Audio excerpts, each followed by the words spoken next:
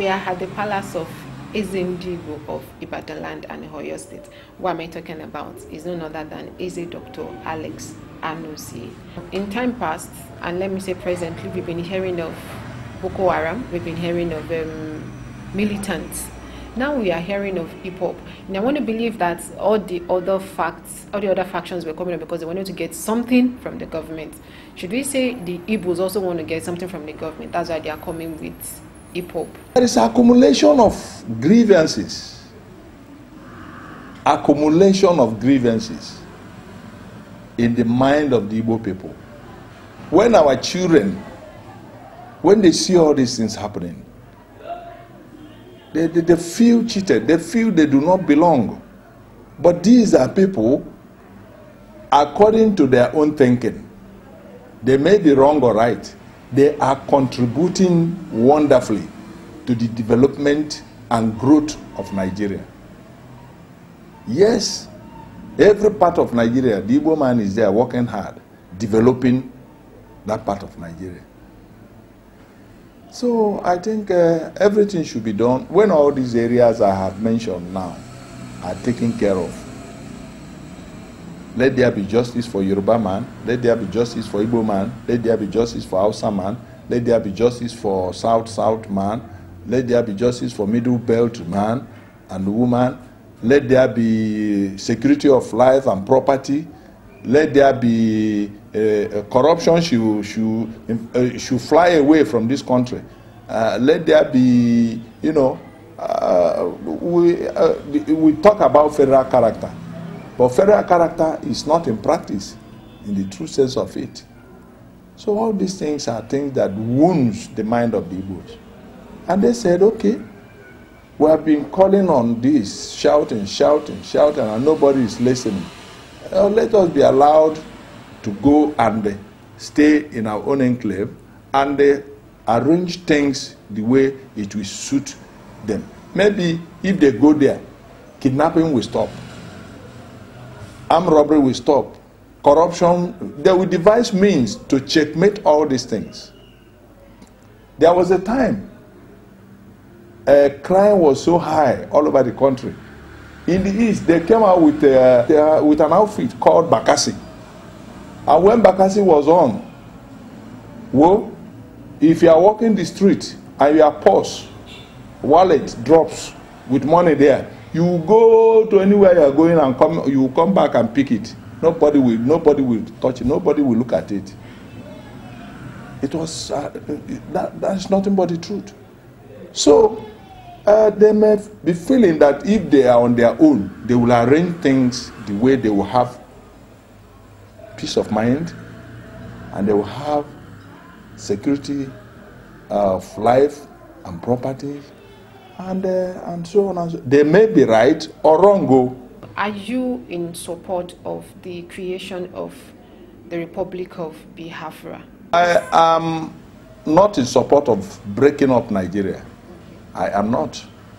Because I know that Nigeria is a beautiful country.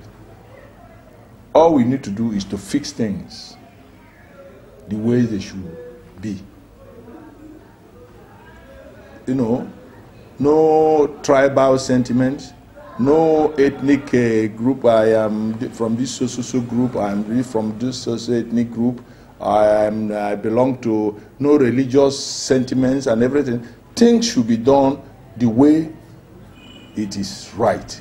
And when everybody is happy and people are feeding well, and anywhere you find yourself in this country, you are at home.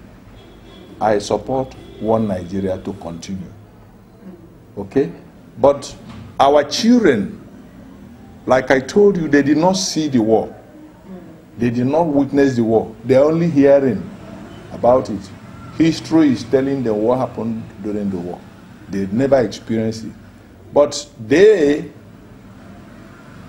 are worried about the situation of things. They look at the Igbo man as being cheated and being marginalized with impunity. Okay? But if things are put right, I am sure they even want to continue with one Nigeria. the leader of IPOB, or should I say the president of IPOB, has said that there should be no election in the East, despite the fact that he has been told, he even went ahead to host a rally at Onitsha. What do you have to say about this? Now, the leaders of that part of the country have said that they have disowned him and his speech, and they said there must be election. Well, it is now for the government to put their acts in order and make sure there is election. And I'm sure that the leaders, the elders are talking to them, I am sure. Okay, it's just like what is happening in the north. Boko Haram, they are saying something quite different from what the government is saying. And they have been on it for years.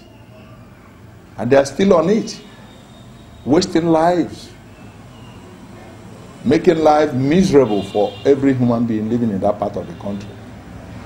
Okay, now they have come up to say that Igbo should leave before October 1 or by October 1. And up to today, the government has not shown us any result-oriented action they have taken to make them say, okay, what we said, we are saying no more. It's still there. So the guys in the East can be going about to say there must not be election and so on and so forth. So government, they know how they should handle such situations. But I believe if we have good materials to convince those our children, what are the good materials? To convince them to have a change of heart. You know the good materials? All these areas I mentioned.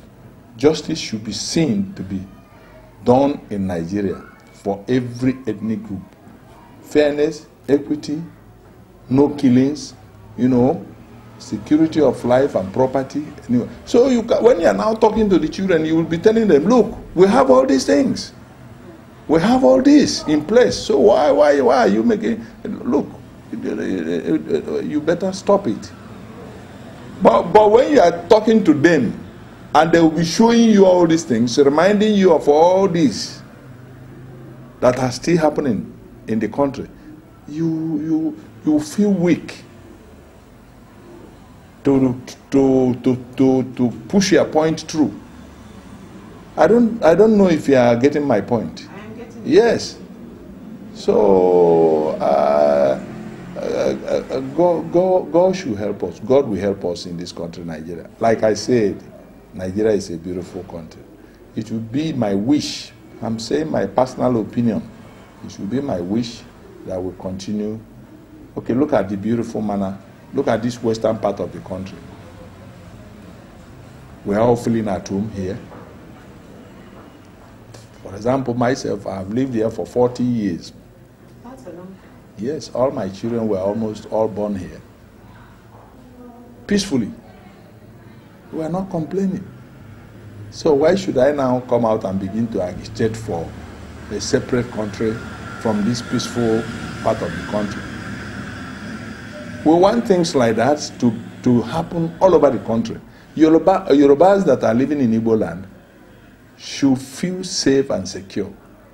They should feel at home there. Outsiders that are living there should feel at home there. That is the kind of Nigeria we want. And when you come to federal positions, we want to see Yorubas there, we want to see Hausas there, we want to see Igbos there, we want to see South. The country is so nice and so wide that it can accommodate all the ethnic groups. So, you understand what I'm saying? Yes. Okay, since the Northerners made that statement that the Igbos should leave the North, do they have any constitutional right to make such statement? Is there any place we have in the Constitution of Nigeria that an ethnic group can get up one day to ask another ethnic group, Nigerians, to leave their part of the country? Where do we find that in our Constitution? And the governor of that state has ordered for the arrest of those people who signed the communique. The Inspector General of Police ordered the arrest. Up to today, we've not heard that they have been arrested. So you see, why should we be deceiving ourselves? Up to today, we have not heard that they have been arrested. Is that justice? That is injustice. Which means they also are disobeying the government. They are not listening. They don't take orders from the government, from the appropriate authorities. They get up and say whatever they want, and they will want to have it that way. Is that the kind of Nigeria you want people to keep on wanting to live in? It's not very encouraging. It's not interesting. All right. To round it up, a quick word of advice to youths. I mean, the Igbo youths, Nigerians, and the government. Nigeria is a beautiful country, but the government should do the right thing by putting things in order, by practically showing that they are serving all Nigerians, and that Nigeria does not belong to any particular ethnic group, that it belongs to all Nigerians, and that all Nigerians are free to reside in any part of the country without any problem, doing their business peacefully. The government, the federal government, all the state governments should be able to make it possible to make sure that all ethnic groups in Nigeria are having sense of belonging in that family called Nigeria. This is the advice I am very sure that when this is in place, all agitations will fizzle out, whether we like it or not. Oh, Nigeria, we know the worth of Nigeria internationally. If we break into pieces now, we may not be as popular as Nigeria is internationally. Everywhere, any part of the world you go, you say Nigeria, Nigeria, they will love to embrace you, except that, of course, most countries have the impression that corruption has killed Nigeria, that every Nigerian is a suspect. You have to be very careful in dealing with any Nigerian. That they may be wrong or right. And we have messed up ourselves. All these things that are happening in Nigeria, they know, the international community, the people outside Nigeria know what is happening in Nigeria than we that are in Nigeria. They hear it within a second, or anything that happens, they have heard it. So my advice to Nigerians is that let the right things be done.